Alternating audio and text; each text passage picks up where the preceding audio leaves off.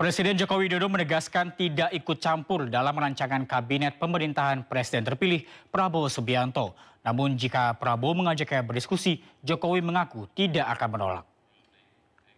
Ditunggu saja hari Senin seminggu lagi, menteri-menterinya akan dilantik. Kalau mau tahu menterinya siapa-siapa, tanya ke Pak Ahmad Muzani. Jangan tanya ke saya yang berkaitan dengan itu. Karena orang akan langsung negativisme tadi. Saya ikut intervensi, enggak. Saya pun juga tidak mau diintervensi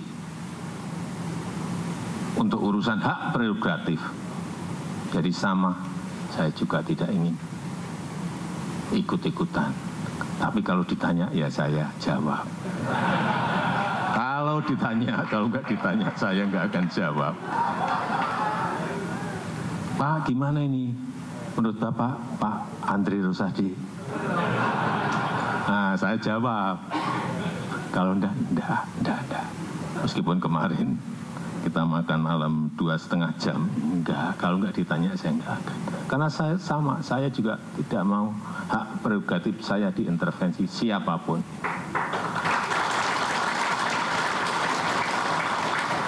Itu hak yang diberikan pada rakyat, kemudian dalam pemilu ditransfer ke saya.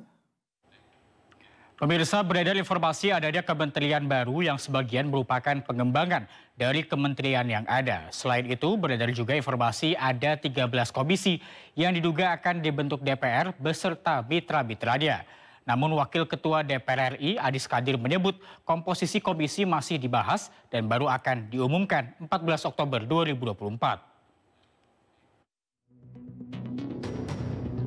Terdapat beberapa kementerian baru yang sebagian merupakan pecahan dari kementerian yang ada saat ini.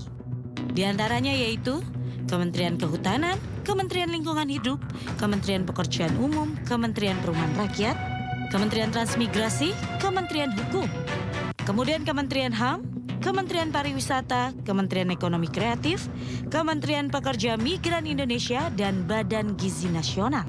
Berikutnya adalah 13 komisi yang muncul dari surat yang beredar, yaitu Komisi 1 yang membidangi pertahanan luar negeri dan informatika.